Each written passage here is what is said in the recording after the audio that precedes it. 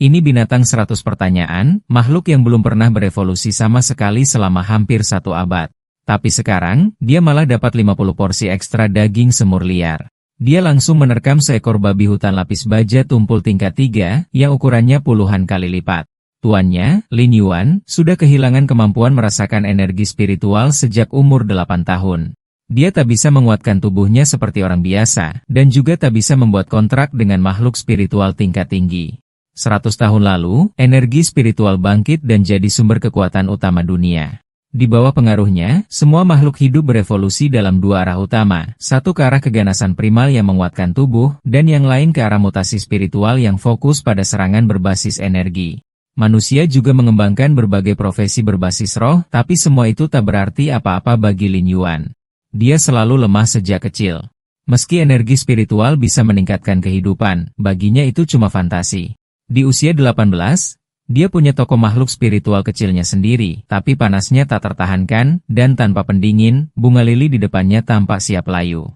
Sebagai tanaman penyembuhan tingkat rendah, itu hampir tak bernilai, bahkan lebih rendah dari tanaman merambat hijau yang dipakai sebagai pakan.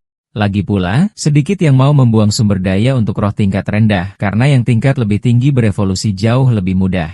Saat itu, seekor burung suara terbang seperti biasa, membawa obat tuannya di paruhnya dan mengingatkannya untuk meminumnya. Lin Yuan ingat, saat pertama kali mengontrak binatang 100 pertanyaan tingkat rendah dan burung suara itu, keduanya pusing selama setengah bulan. Tidak ada cara untuk melatih mereka agar naik tingkat. Setelah itu, dia dan Clever menguap tanpa henti di ambang pintu toko, duduk-duduk setengah hari. Akhirnya, mereka melihat seorang ibu dan anak perempuannya berjalan di jalan. Gadis kecil itu menunjuk Clever dan bilang, "Bu, lihat, itu binatang 100 pertanyaan, persis seperti Koko." Clever mencoba menarik pelanggan, dengan riang berseru, "Selamat datang. Mau beli tanaman merambat hijau?" Tapi binatang di pelukan gadis itu mencibir, bulu yang itu kering dan abu-abu. Kelihatannya seperti stok sisa. "Mana bisa dibandingkan denganku?" Clever langsung jengkel. "Apa katamu? Kita sama-sama binatang 100 pertanyaan. Ayo selesaikan ini dengan sut batu, kertas, gunting." Lin Yuan cepat menenangkannya. "Tenang. Bagaimana bisa main sut batu, kertas, gunting dengan cakar seperti itu? Ayo jalan-jalan." Dengan itu, Lin Yuan menurunkan penutup dan menutup tokonya. Bisnisnya memang sudah sepi sih. Tapi Clever masih bergumam, "Kalau saja aku bisa makan beberapa potong daging semur lagi, aku pasti jadi lebih pintar, dan tak akan kalah lagi nanti." Mereka berjalan-jalan ke taman terdekat, dan Yinin mencoba menghiburnya. "Mungkin kau tak sepintar binatang lain, tapi hei, kau murah." Clever merengek. "Wah, itu bukan pujian. Itu malah lebih menyakitkan." Jauh di lubuk hati, Lin Yuan malah menyalahkan dirinya sendiri. "Andai saja aku bisa merasakan energi spiritual." Saat itu, seekor babi hutan lapis baja tumpul muncul dari semak-semak dekat taman, jelas itu binatang ternak yang kabur. Tapi Clever yang tak terlalu cerdas melihatnya tak lebih dari 50 porsi daging semur berjalan dan menerkam tanpa ragu. Untungnya, Lin Yuan menangkapnya tepat waktu dan berlari ke arah lain. "Kau mau mati demi makanan. Clever, kau tak bisa mengalahkan makhluk itu." Babi hutan itu tiba-tiba mengeluarkan auman aneh dari tenggorokannya. Itu biasanya binatang spiritual yang lembut, dan tindakan ceroboh Clever seharusnya tak memprovokasikannya sama sekali. Tapi Lin Yuan tak punya waktu untuk bertanya-tanya kenapa itu mengamuk. Yang lebih parah lagi, dia merasa lebih lelah dari biasanya hari ini. Saat dia berlari, kakinya terpeleset dan dia jatuh keras ke tanah. Yinin dan Clever segera bergegas maju, berdiri di antara dia dan binatang itu. "Lin Yuan, aku akan melindungimu." Mereka berteriak.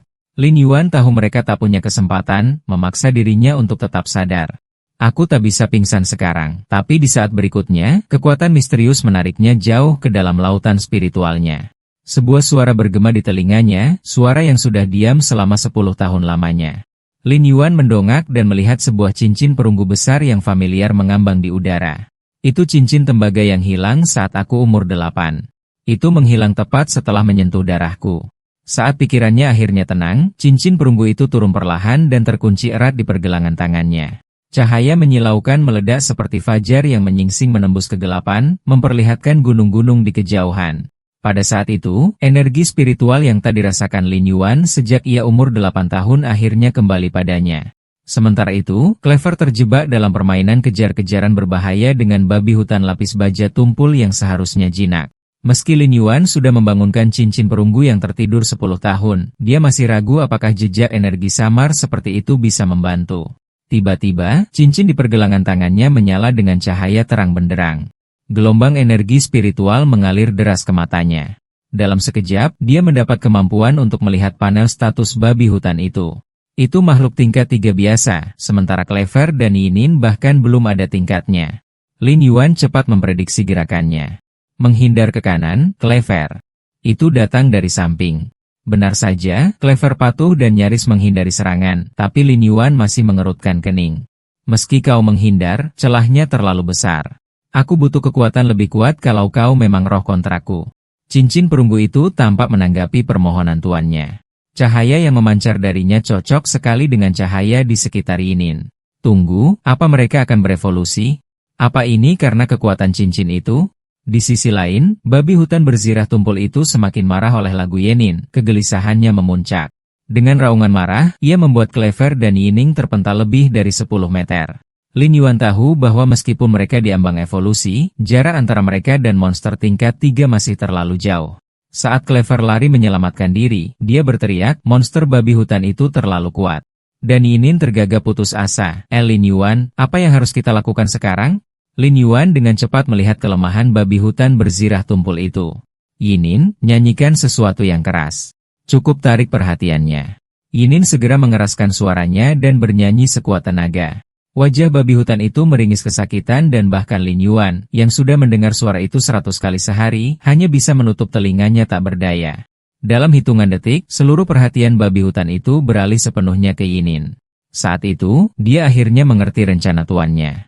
Oh, jadi aku cuma umpan untuk memberi Clever istirahat. Mata Lin Yuan berbinar. Yinin berbalik dan bidik matanya.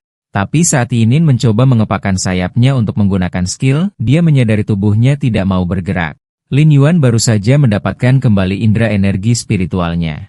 Kekuatan mentalnya tidak cukup untuk mendukung aktivasi skill. Menggenggam cincin perunggu itu erat-erat, dia memohon, tolong, sebentar lagi saja. Seketika, Yimin merasakan gelombang energi spiritual mengalir ke tubuhnya lagi. Dia mengepakkan sayapnya dengan kuat, mengirimkan banyak bulu untuk menghalangi penglihatan babi hutan itu. Tersilau, monster itu tersandung dan berhenti. Lin Yuan memanfaatkan momen itu. Clever. Sekarang, titik lemahnya, Clever menebas dengan cakarnya, meninggalkan luka berdarah di hidung babi hutan itu saat darah merah menyembur ke udara. Setelah penyergapan itu, dia dengan cepat melompat menjauh dari jangkauan makhluk itu. Lin Yuan, apa kita menang? Yining terengah-engah. Lin Yuan tersenyum tipis. Ya, kalian berdua hebat. Kalian berhasil mengusirnya. Tapi saat dia mengatakannya, kaki Lin Yuan lemas dan dia pingsan. Babi hutan berzirah tumpul itu, kebingungan dan terluka, berbalik dan lari ketakutan. Ia akhirnya berhenti di luar taman, tepat di depan seorang pria tua yang duduk di kursi roda. Pria tua itu mengelus kelinci merah putih di pangkuannya dengan lembut dan bergumam, tidak heran ada sesuatu yang jatuh di sekitar sini. Bagaimana bisa ada babi hutan berzirah tumpul di area ini? Di sampingnya, wanita yang jeli itu terkesiap kaget. Di kepala babi hutan itu ada sehelai bulu yang sama persis dengan bulu dari burung suara milik Lin Yuan. Wajahnya memucat. Ya ampun, aku serahkan ini padamu. Aku harus segera menemukan Xiao Yuan. Pria tua itu mengangguk cepat. Cepatlah pergi. Bawa dia kembali dengan selamat. Lalu dia mengelus kelinci itu lagi dengan lembut dan berbisik, aku akan membutuhkan bantuanmu lagi, teman lama. Pada saat yang sama, Lin Yuan ditarik sekali lagi ke lautan spiritualnya. Tempat ini lagi, aku sudah berjalan di sini sejak mimpi pertama itu, dan aku masih tidak tahu sudah berapa lama. Mungkin sudah terlambat untuk mengatakan ini, tapi terima kasih sudah berbagi kekuatan spiritualmu denganku di saat krisis itu. Dia melirik sekeliling. Ruangan itu sekitar 40 hingga 50 meter persegi, kabur dan tembus pandang. Mungkinkah ini alam internal makhluk spiritual? Menurunkan pandangannya ke cincin perunggu di pergelangan tangannya, dia bergumam, jadi ini kemampuanmu? Sesaat kemudian, sebuah jendela status muncul di hadapannya. Ruang Mobius, tingkat 1, kualitas biasa. Keterampilan misterius tipe ganda. Data sejati mengubah informasi kompleks menjadi data yang terukur. Pikiran tenang, kemampuan pasif yang menahan efek negatif dan mental. Menggulir lebih jauh, dia menemukan catatan, cincin perunggu ini mungkin adalah peninggalan ilahi atau mungkin spesies hantu. Ciri eksklusif, pengunci roh. Itu berisi 4 fungsi. 1. Itu bisa menampung dan memelihara makhluk spiritual di dalam ruang internalnya. 2. Makhluk yang ditampung tidak bisa melebihi level zona cincin. 3. Level cincin akan meningkat seiring dengan pertumbuhan roh-roh yang terikat padanya. Dan 4. Dengan setiap level yang didapat, ia bisa menampung 1 makhluk tambahan. Setelah membaca deskripsi ciri-cirinya, senyum Lin Yuan membeku. Dia menyadari bahwa dia hanya bisa membuat kontrak dengan 1 monster spiritual tingkat 1 dan harus mengembangkannya untuk membuka lebih banyak slot.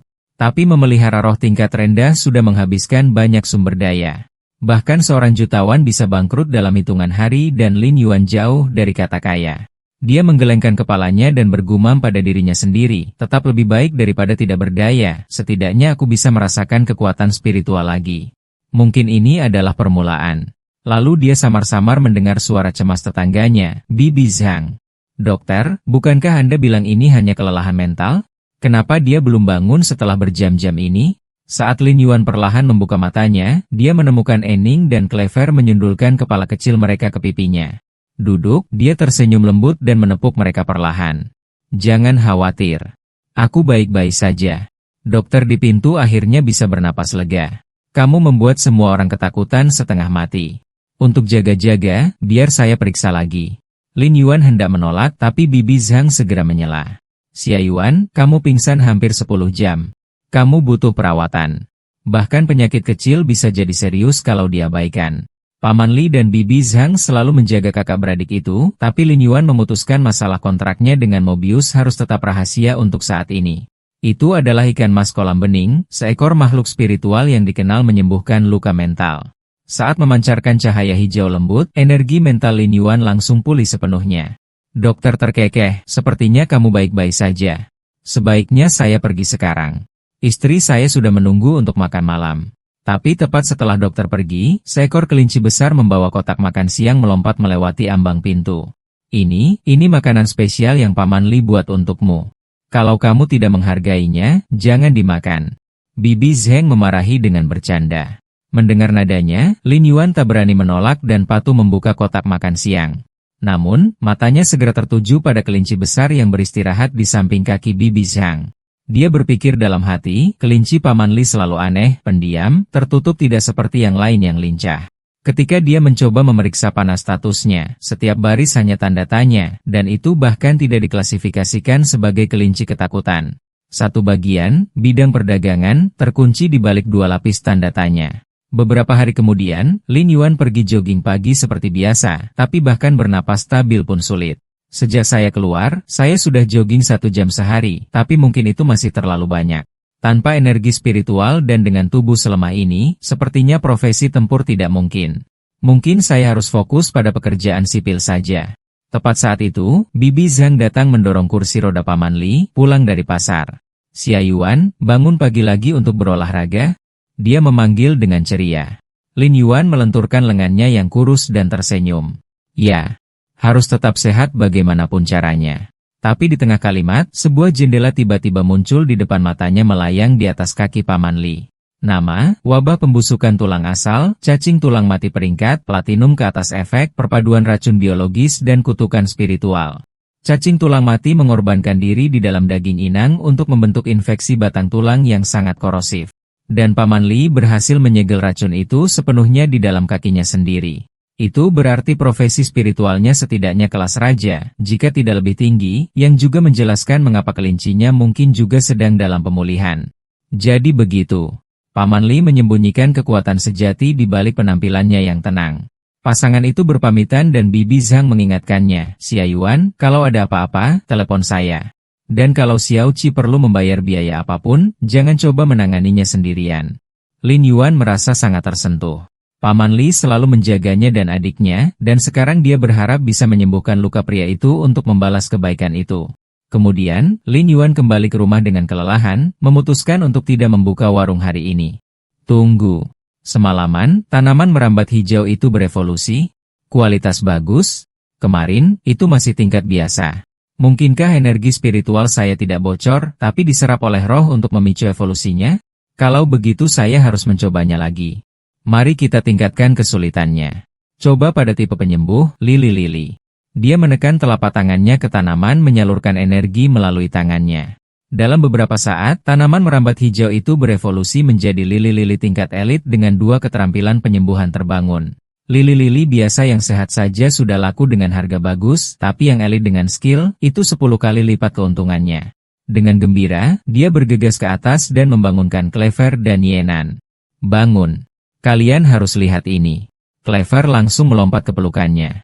Tuan, Enin dan saya, kami berdua berevolusi. Sekarang ingatan Clever telah meroket. Sebelumnya, dia bisa mengingat 1 potong daging rebus. Sekarang dia bisa mengingat 30. Yinin juga telah berevolusi menjadi makhluk spiritual tipe tempur.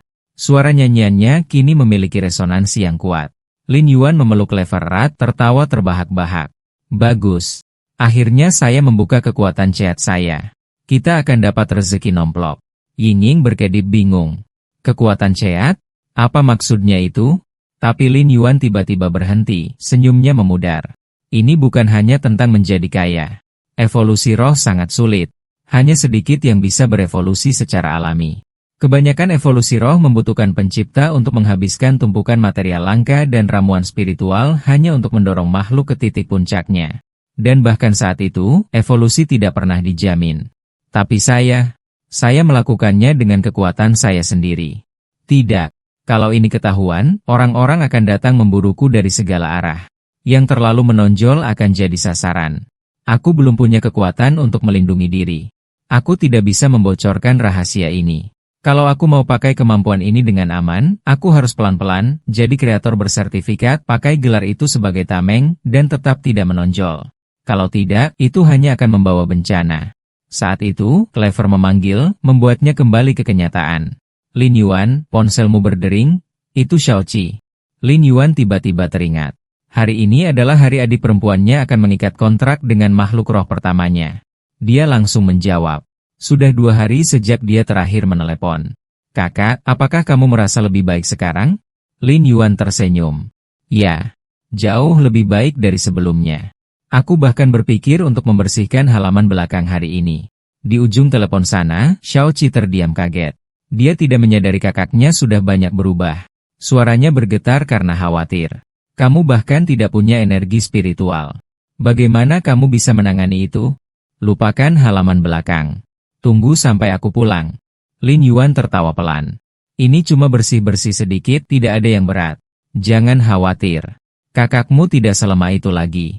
Ingat janji kita? Belajar yang giat. Jangan sia-siakan bakatmu. Hening sejenak. Lalu Xiaoqi berbisik, mengerti. Dia menggenggam ponselnya erat. Kakak, aku tidak akan mengecewakanmu. Adegan kemudian beralih ke Akademi Xiaoqi, tempat kisahnya sendiri akan dimulai. Guru wali kelas berdiri di depan kelas menekankan pentingnya kontrak roh pertama. Meskipun kualitas dan peringkat roh itu menentukan, level Master Roh juga menentukan seberapa baik roh itu tampil dalam pertempuran. Setiap spesialisasi tempur selaras berbeda dengan jenis roh. Jika afinitas tidak cocok dengan atribut inti Anda, kontra bisa gagal atau lebih buruk lagi merusak kekuatan mental Anda. Bahkan untuk profesi kelas kehidupan seperti pengrajin atau penenun, butuh bertahun-tahun pelatihan dan pemahaman untuk membuat bahan roh selaras. Untuk jurusan tempur seperti kelas kita, sinergi antara roh yang dikontrak bahkan lebih penting. Namun, setelah kelas, guru memanggil Xiaoqi untuk tetap tinggal. Xiaoqi, apakah kamu yakin tentang roh yang akan kamu kontrak? Aku tahu situasi keluargamu, tapi bakatmu luar biasa. Seleksi 100 anak ajaib federasi akan segera tiba. Kamu tidak boleh menyia-nyiakan kesempatan ini. Xiaoqi menundukkan kepalanya diam. Dia ingin menjelaskan, tapi kata-kata tersangkut di tenggorokannya. Sementara itu, Lin Yuan menghabiskan sepanjang sore meningkatkan 300 lili-lili ke tingkat elit. Itu seharusnya bernilai setidaknya 20.000 kredit, cukup untuk membelikan Xiaoqi roh tingkat tinggi yang layak. Saat itu, nomor tidak dikenal muncul di komunikatornya. Berpikir itu pelanggan, Lin Yuan langsung menjawab. Di ujung telepon sana, suara marah berteriak, apakah Anda wali Xiaoqi? Apakah Anda tahu dia mencoba mengontrak kumbang abu-abu? Itu makhluk tingkat rendah yang tidak berharga. Bagaimana seseorang dengan potensinya bisa menyia-nyiakannya begitu saja? Lin Yuan tahu persis apa itu. Roh serangga tingkat biasa yang hampir tidak bernilai 200 dengan keterampilan tidak berguna, tidak lebih dari makanan bagi predator peringkat lebih tinggi. Nada bicara guru melunak tapi tetap tegas. Afinitas spiritual Shaoqi terletak pada roh tipe pertahanan. Kecocokan semacam itu sangat langka. Anda benar-benar harus menyiapkan roh pertahanan tingkat elit untuk kontrak pertama. Itu bisa menentukan seluruh masa depannya. Lin Yuan berpikir sejenak. Makhluk roh tingkat elit akan berharga setidaknya 100.000 kredit federasi. Tetap saja, dia setuju. Mengerti. Guru, saya akan pastikan Shaoqi mendapatkan roh yang layak dalam 2 hari. Setelah menutup telepon, dia menatap deretan tanaman rambat hijau, tenggelam dalam pikiran. Waktu hampir habis. Dia harus mengembangkan setiap tanaman itu ke tingkat elit dan menukarnya dengan roh pertahanan tingkat atas untuk adiknya. Untuk membantu adik perempuannya mengikat kontrak dengan makhluk roh pertama terkuat, Lin Yuan tidak makan atau istirahat, menuangkan setiap tetes energi spiritualnya ke dalam proses itu. Satu persatu, lebih dari 20 tanaman rambat hijau biasa berevolusi menjadi tanaman tingkat elit. Setelah selesai, dia berencana menukarkannya di pasar makhluk roh untuk mendapatkan makhluk yang kuat. Tapi pasar penuh dengan penipu dan pedagang licik, jadi Lin Yuan dengan hati-hati menutupi cincin tembaga di pergelangan tangannya sebelum pergi. Dia bertanya pada Clever apakah dia yakin ingin ikut. Makhluk itu membusungkan dadanya dengan bangga. Clever yang pintar tinggal di rumah? Tidak mungkin. Menawar itu sudah jadi bagian dari tugas monster 100 pertanyaan. Lin Yuan menghela napas. Sejak berevolusi, Clever jadi agak terlalu keras kepala. Sebuah gerobak yang ditarik oleh keledai berkuku, monster umum yang dipakai di transportasi publik kelas rendah, melaju di jalanan. Sejak kebangkitan energi spiritual seabad lalu, makhluk berevolusi sudah lama menggantikan sebagian besar mesin baja. Itu bukan kemunduran. Transportasi spiritek lebih hemat biaya dan stabil. Lin Yuan naik bersama Clever, tapi saat gerobak melaju, Clever hampir terlempar dari tempat duduknya. Sopir menoleh ke belakang, menuju pasar spirit. Kamu beruntung hari ini. Lin Yuan mengangkat alis. Oh, ada sesuatu yang baru datang? Sopir terkekeh. Kamu belum lihat berita? 2 hari lalu, celah dimensi terbuka 30 mil di luar Lower County. Penjaga duri ungu bertarung selama 2 hari 2 malam penuh untuk membasmi gelombang pertama monster yang lewat dan akhirnya menstabilkan area tersebut. Kudengar masih ada 3 regu yang ditempatkan dekat celah itu untuk menjaga situasi tetap terkendali. Celah dimensi itu terbuka tepat di sebelah pangkalan pengembangbiakan monster spirit, kata sopir itu. Sebagian besar makhluk mati atau terluka parah. Beberapa pekerja yang berhasil kabur menjual yang terluka di pasar. Mata Clever berbinar. Ah, jadi begitu caranya babi hutan lapis baja tumpul itu kabur. Sopir tertawa. Tepat sekali. Banyak babi hutan itu yang lepas. Aku bahkan berhasil menangkap satu kemarin sebelum orang-orang jadi gila. Begitu lelang dimulai, semua orang di desa datang berlarian. Sisanya berakhir diasap jadi dendeng. Lin Yuan terkekeh sambil mengacungkan jempol. Kamu memang legenda, Bang. Turunkan kami dekat warung-warung itu. Dia berpikir, jika monster-monster terluka dijual, mungkin ada tawar-menawar yang bagus menunggu. Pasar spirit penuh sesak saat dia tiba. Tempat itu ramai dengan energi, jauh lebih ramai dari biasanya. Clever praktis melompat-lompat kegirangan. Serahkan negosiasinya padaku. Monster jenis apa yang akan kita beli? Berapa anggarannya? Lin menjawab dengan tenang, spirit tipe pertahanan kelas elit, sekitar 100.000 kredit. Mulut Clever ternganga. 100.000? Kita cuma punya tabungan sekitar 20.000. Lin Yuan tersenyum. Itu sebabnya kita akan menukar tanaman merambat hijau dan bunga lili yang berevolusi semalam. Clever menggerutu, kamu cuma ingin ditipu? Saat mereka berjalan melewati barisan warung, Lin Yuan bisa merasakannya. Setiap monster spirit seolah berbisik samar ke benaknya. Dia bisa merasakan ketertarikan atau penolakan naluriah di antara mereka. Yang bersinar dalam cahaya lembut terasa hampir akrab. Ikan mas kolam jernih, anggrek alam baka, lili salju, bunga 1000 permata. Rentang afinitas saya seluas ini. Penyembuhan, dukungan, bahkan tipe tanaman, semuanya terasa terhubung. Shaoqi, di sisi lain, punya afinitas pertahanan. Tenggelam dalam pikiran, dia hampir tidak menyadarinya. Clever sudah tawar-menawar sengit dengan seorang pedagang, memangkas harga kelinci kulit keras dari 80.000 menjadi 60.000 dalam waktu singkat. Lin Yuan segera meminta maaf pada pemilik warung. Maaf soal itu. Monster 100 pertanyaan saya agak terlalu bersemangat. Clever cemberut, kalau kamu biarkan aku menekan sedikit lagi, aku bisa menurunkan harganya 10.000 lagi, mungkin 20.000. Lin Yuan menghela napas. Bukan berarti aku tidak ingin kamu menawar. Kita kan belum memeriksa warung lain. Pernah dengar soal membandingkan harga? Mereka pindah ke warung lain yang memamerkan kura-kura bonsai, monster tipe pertahanan yang kokoh, tapi levelnya terlalu rendah dan lambat. Lin Yuan tidak punya waktu untuk membesarkannya. Selanjutnya, mereka menemukan terenggiling bayangan, spirit pertahanan kelas elit dengan skill yang sama membosankannya dengan kelinci kulit keras dan sangat pemalu pula. Itu tidak akan pernah bisa melindungi Cuci. Setelah mengunjungi beberapa warung lagi, Lin Yuan menyadari tidak ada monster yang lebih baik dari kelinci pertama itu. Lalu sesuatu menarik perhatiannya, sebuah kandang baja di depan. Di dalamnya ada 3 domba kecil dengan tanduk keriting besar, terlalu besar untuk tubuh kecil mereka. Domba bertanduk, di antara spirit kelas elit, mereka dianggap tingkat atas. Bahkan sebagai domba, kualitas mereka sudah sempurna. Lin Yuan bergegas mendekati pedagang itu. Pak, bagaimana kalau 100.000 kredit untuk salah satu domba bertanduk itu? Pria tua itu mengintip dari balik korannya sambil menyipitkan mata. Tunggu dulu, nak. Harus telepon istriku dulu. Saat pedagang itu menelepon, Clever bergumam, aku cek online kemarin. Domba bertanduk harganya paling tinggi $5. Bahkan varian langka pun hanya mencapai 9. Lin Yuan hanya menyeringai. Ini namanya ketulusan, pemula.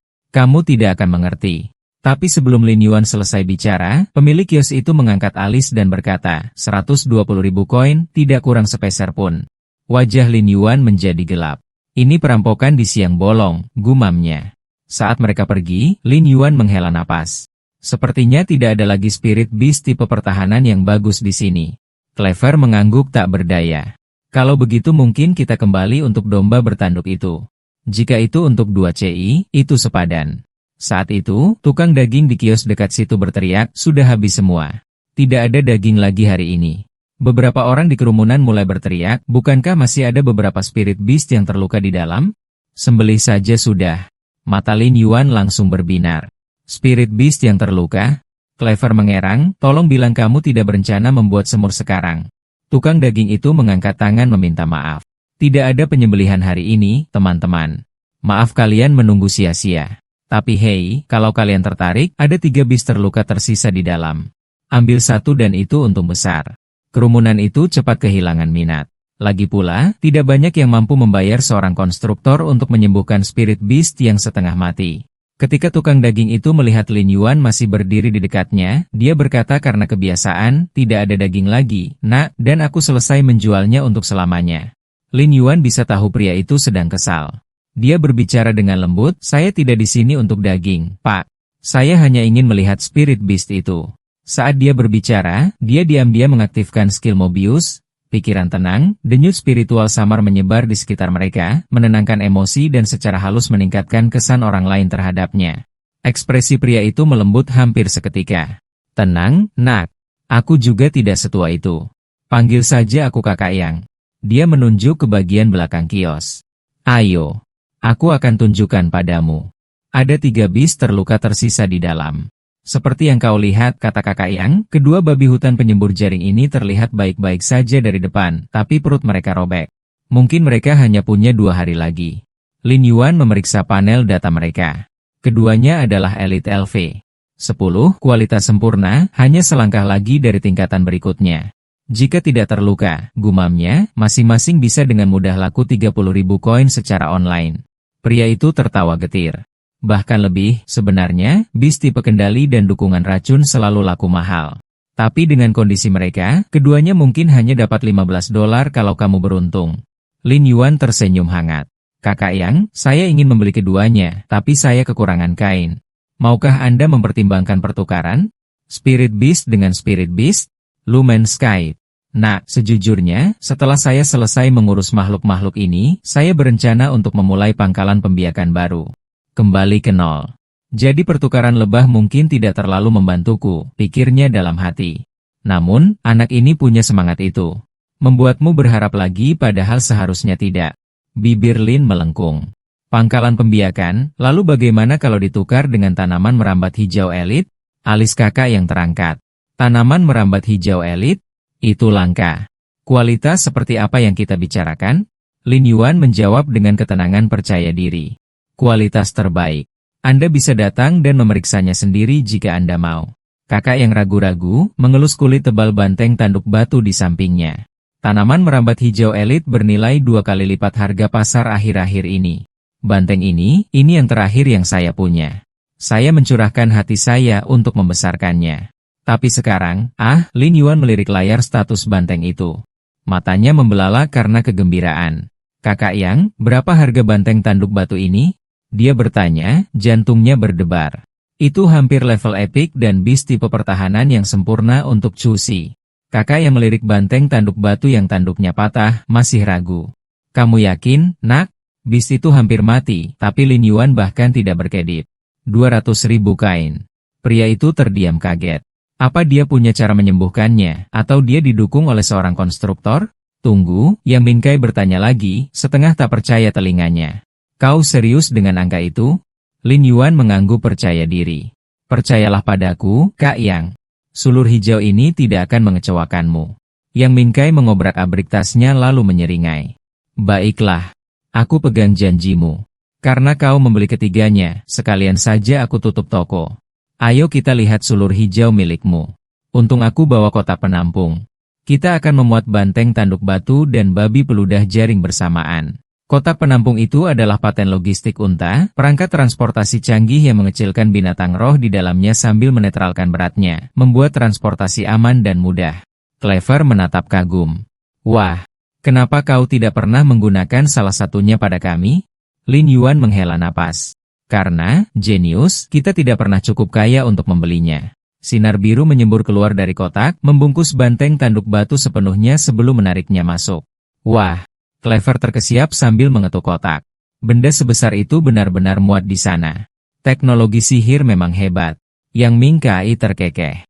Itu kotak penampung tingkat tembaga. Sayangnya, itu berarti banteng ini mungkin tidak akan pernah berevolusi melampaui peringkat tembaga sekarang. Saat berbicara, dia mengulurkan tangannya, memanggil makhluk yang tertutup sisik hitam dan merah, kadal api jambul. Terlepas dari namanya, ia sama sekali tidak bisa memanipulasi api. Yang Minkai tampak bangga pada rekan binatangnya. Nah, katanya sambil menyeringai, bagaimana menurutmu? Tidak buruk untuk kadal api jambul hasil budidaya sendiri. Lin Yuan mengitarinya, memeriksa setiap sisik sampai makhluk itu bergeser malu di bawah tatapannya. Mengesankan. Untuk binatang tingkat tembaga, sifat racun apinya menambahkan fleksibilitas serangan yang serius. Mata Yang Minkai membelalak. Anak ini bukan amatiran. Tingkat wawasan itu sebanding dengan peneliti roh bersertifikat. Entah dia lahir dengan bakat nyata atau seseorang melatihnya secara rahasia. Sepertinya aku bertaruh pada kuda yang tepat. Saat dia sedang melamun, beberapa pedagang di dekatnya berteriak protes. Hei, ada apa memanggil benda itu di sini? Kelinci kulit keras milikku belum menyentuh makanannya sejak kau melakukannya. Punyaku juga sama. Yang lain berteriak, Yang Minkai terkekeh canggung dan dengan cepat memberi isyarat kepada Lin Yuan. Ayo nak, naiklah. Ayo pergi sebelum mereka mengomeliku. Kadal api jambul melesat maju, berlari menyusuri jalan dengan kecepatan luar biasa. Hembusan angin kencang menerpa wajah Lin Yuan hampir membuatnya sesak napas. Sebentar, dia merasa seperti angin bisa mengangkatnya. Mengikuti arahan Lin Yuan, kadal itu menempuh jarak hanya dalam beberapa menit sebelum berhenti di luar rumahnya. Yang Minkai turun sambil tertawa. Kau punya nyali, nak. Kebanyakan orang muntah saat pertama kali menunggangi binatang sekelas. Lin Yuan menyisir rambutnya yang berantakan karena angin dengan senyum. Tidak. Aku baik-baik saja. Sebenarnya, ini pertama kalinya aku menungganginya. Masuklah, Kak Yang. Tempatku memang tidak seberapa, tapi anggap saja rumah sendiri. Begitu Yang Minkai masuk, dia melihat sekeliling. Tempat itu terlihat terlalu biasa untuk bengkel konstruktor dan keraguan merayapi pikirannya. Tapi saat matanya tertuju pada rak, dia terdiam. Seorang konstruktor, pasti ada satu. Pikirnya, sulur hijau tingkat elit ini. Tingkat penyempurnaan ini tidak mungkin tanpa bantuan konstruktor. Kualitas terbaik mereka, benar-benar murni. Bahkan di jaringan federasi, kau jarang melihat yang asli seperti ini. Lin Yuan menyadari ekspresinya dan tersenyum. Jangan khawatir soal kualitas. Aku mencampur biji energi ke dalam tanah sebelum evolusi mereka.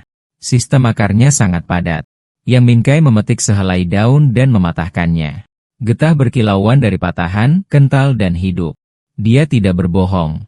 Elit kelas atas, mungkin keberuntungan yang tua akhirnya berbalik. Kenangan muncul, usahanya yang tak terhitung gagal menyewa konstruktor, setiap penolakan menyakitkan karena dia tidak memiliki bahan langka yang mereka minta. Untuk mendapatkan bantuan mereka, kau harus menawarkan material roh hidup yang mustahil bagiku. Tapi jika aku bisa berteman dengan pemuda ini, mungkin semuanya berubah. Lin Yuan memperhatikannya melamun. Kak Yang, bagaimana menurutmu? Puas? Yang Mingkai mengerjapkan mata, kembali fokus dan menyeringai. Puas? Lebih dari itu, ayo bicara bisnis. Jujur saja, katanya, ini adalah tanaman elit olahan tingkat atas. Kalau di online, langsung ludes. Penawaranku, 30.000 kredit per pot. Aku ambil 100 kalau kamu punya sebanyak itu. Mata Clever membelalak saat mulai menghitung dengan cakarnya. 100 kali 30.000, itu, berapa lagi? Lin Yuan tetap tenang, menjawab kalem. Setuju. Tapi di dalam, kegembiraannya membara. Sempurna. Aku bisa pakai badge ini untuk menaikkan pangkat konstruktor spiritualku dengan cepat. Tanaman merambat hijau ini sepadan dengan setiap tetes usaha. Sementara itu, Yang Mingkai punya pikirannya sendiri. Itu transaksi besar, tapi dia tenang seperti air yang tak bergerak. Tidak mungkin dia hanya penjual kaki lima. Penawaranku, 30.000 kredit per pot. Yang Mingkai bertanya lagi, jadi kira-kira butuh berapa lama untuk menyiapkan semuanya, nak? Lin Yuan berpikir sejenak, sekitar 7 hari. Setiap pot butuh 1 jam ditambah 2 hari untuk membawa hadiah ke adikku saat istirahat dan 7 hari sudah mepet. Mata Yang Mingkai berkaca-kaca. 7 hari. Satu batch seperti ini seharusnya butuh setidaknya 2 bulan. Astaga, keberuntungan yang tua akhirnya berbalik. Anak ini punya koneksi tingkat dewa. Setelah itu, Lin Yuan dan Yang Mingkai menyegel kesepakatan, menukarkan babi hutan penyembur jaring dan banteng tanduk batu. Yang Mingkai menawarkan untuk membayar uang muka untuk 70 pot di muka, tapi Lin Yuan melambaikan tangan. Tidak usah terburu-buru. Bayar saja saat kau mengambilnya dalam 7 hari. Yang Mingkai mengemas 20 pot tanaman merambat hijau, menaiki kadal api jambulnya, dan menyeringai. 7 hari, jangan sampai telat sehari pun. Dia berseru, lalu pergi. Kemudian, Lin Yuan pergi ke halaman belakang dan melepaskan banteng tanduk batu dari kotak penahanan. Tanduknya yang pecah dan luka dalamnya bahkan membuatnya meringis. Clever dan Yinin menatap dengan mata terbelalak. Kamu tidak serius mau memeliharanya, kan? Benda itu besar sekali. Kamu tidak mampu membelinya. Lin Yuan tersenyum tipis. Aku hanya perlu menyelamatkannya dulu. Apa yang terjadi selanjutnya, kita lihat nanti. Dia menekan tangannya ke sisi banteng, menyalurkan energi spiritual. Kekuatan hidupnya samar, nyaris tak berkedip. 10 menit kemudian, luka makhluk itu mulai menutup, dagingnya menyatu di bawah aliran energi. Melihat perubahan itu, Lin Yuan dengan cepat meningkatkan output, mendorong lebih banyak energi melalui tangannya. Tiba-tiba, banteng tanduk batu itu bergetar hebat, mengeluarkan erangan kesakitan yang dalam.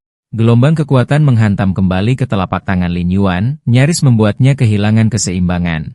Beberapa saat kemudian, banteng tanduk batu terbungkus dalam penghalang kristal sejernih kaca, berkilauan dengan energi mentah.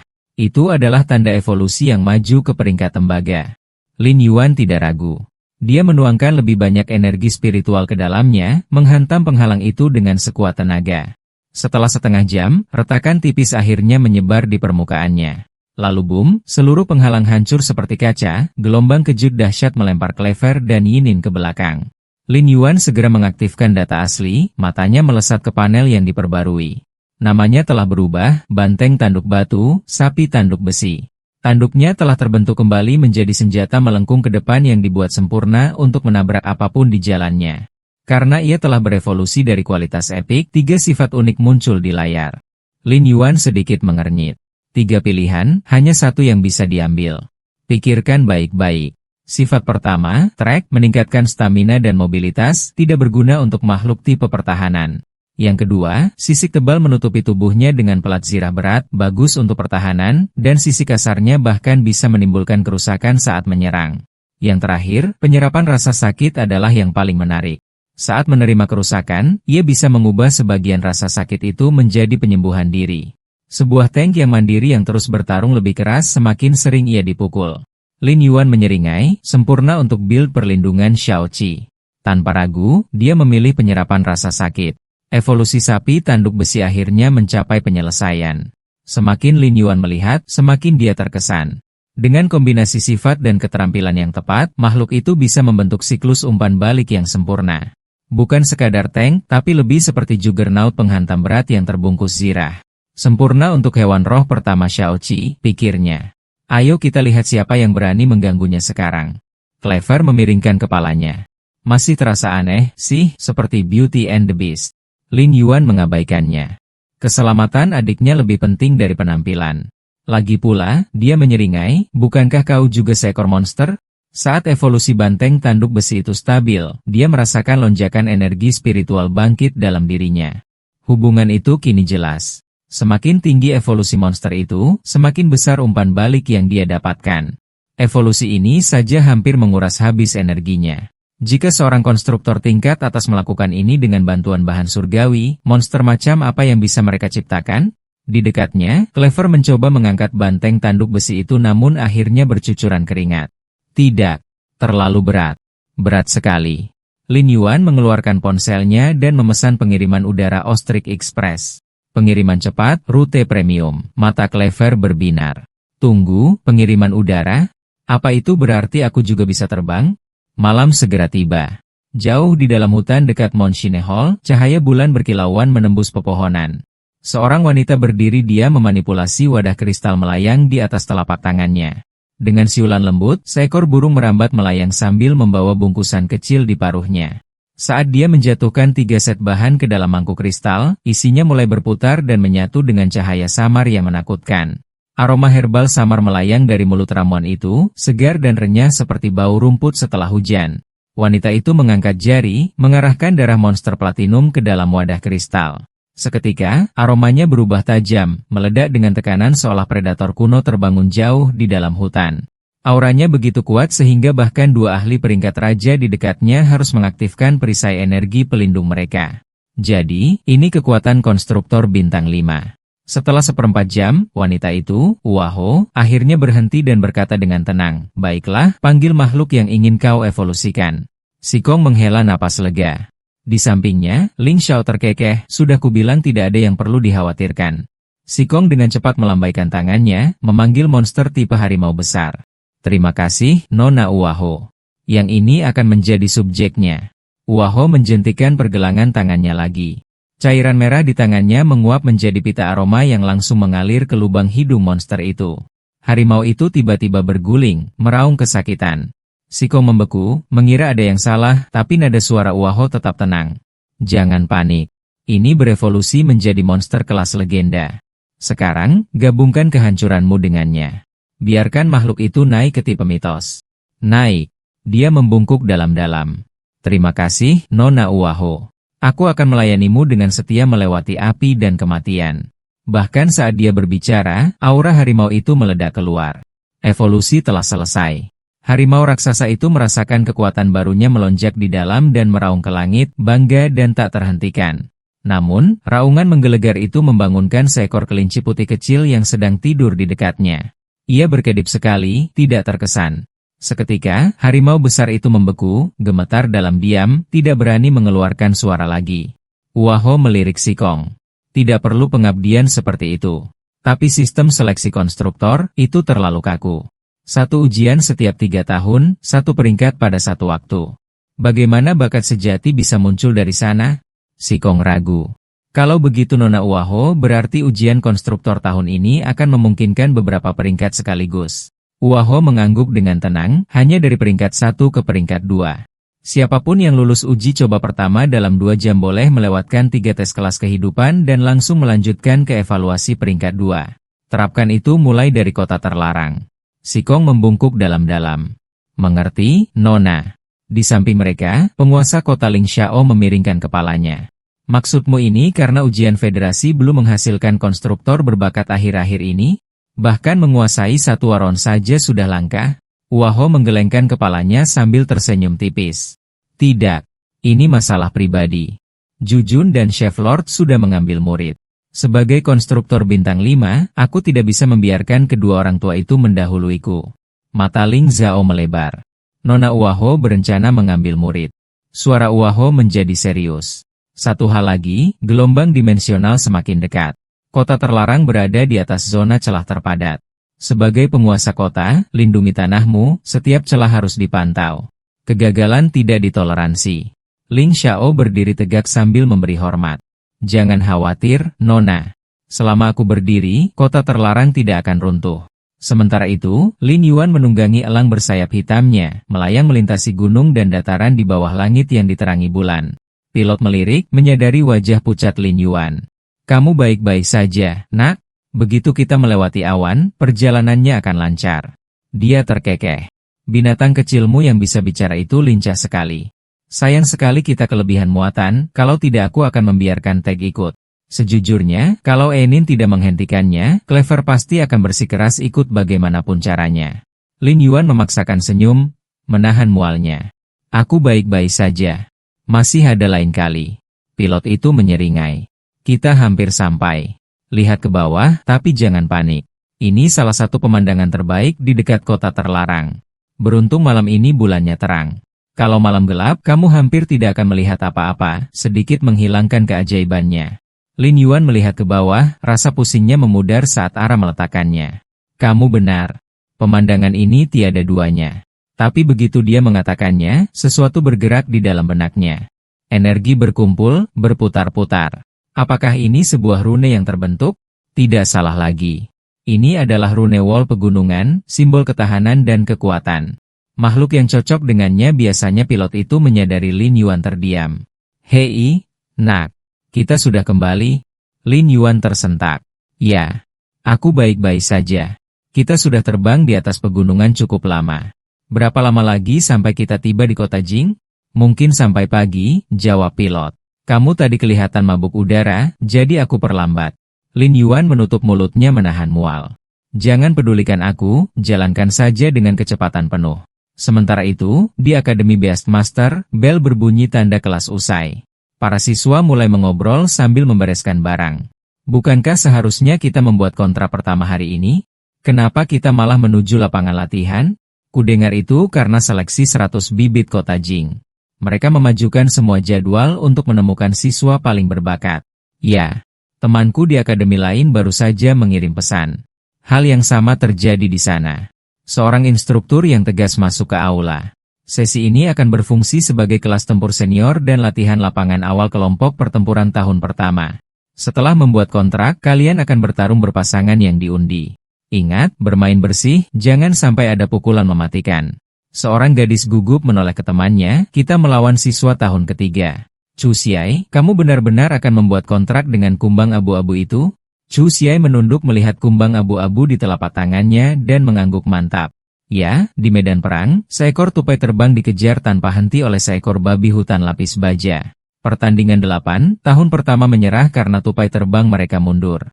Kemenangan diraih oleh tahun ketiga, instruktur mengumumkan. Seorang gadis berteriak dari tribun dengan marah. Itu sangat tidak adil. Kita baru saja membuat kontrak dan mereka sudah punya pengalaman bertarung. Ini benar-benar berat sebelah. Pilih Ci. Kamu yang terbaik dari kami.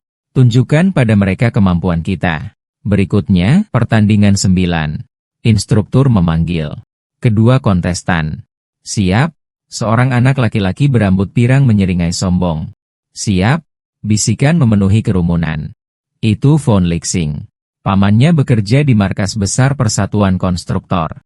Dia mengincar 100 bibit kota Jing. Benar? Suara lain menambahkan, ya. Dia hanya butuh beberapa kemenangan lagi. Cuci seharusnya juga menjadi pilihan utama, tapi kudengar hewan spiritualnya benar-benar payah. Senyum Von Lixing melebar. Waktu yang tepat. Guild baru saja mengonfirmasi siklus seleksi baru, dan aku bisa mengumpulkan kemenangan gratis hari ini. Langit benar-benar memihakku. Lupakan soal 100 benih. Suatu hari, bahkan Nona Waho akan tahu namaku. Dia tertawa pelan. Kumbang abu-abu, maaf, mahasiswa baru, tapi bakat tidak berarti apa-apa saat kau bangkrut. Xiao Qi menggenggam batu rohnya erat-erat. Meskipun hanya kumbang ini, aku tidak akan menyerah. Saat dia melangkah maju, gurunya memanggil, Xiao Qi, tunggu. Instruktur mendekat sambil menuntun anjing berbulu kuning. Aku tidak bisa banyak membantu, katanya ramah, tapi anjing pemburu tutul ini setidaknya grade elite. Jangan sia-siakan bakatmu pada serangga itu. Mata Xiaoqi melunak, hendak berterima kasih kepadanya, ketika tiba-tiba bayangan burung raksasa menyapu langit di atas. Detik berikutnya, Lin Yuan melompat turun dari langit dan mendarat dengan kokoh. Terima kasih, Guru. Binatang roh Xiaoqi, aku membawanya kemari. Dia bergegas ke sisi adiknya, masih terengah-engah. Untung aku datang tepat waktu. Xiaoqi, bentuklah kontrak. Percayalah padaku. Guru mengerutkan kening, ragu. Apa roh ini bisa diandalkan?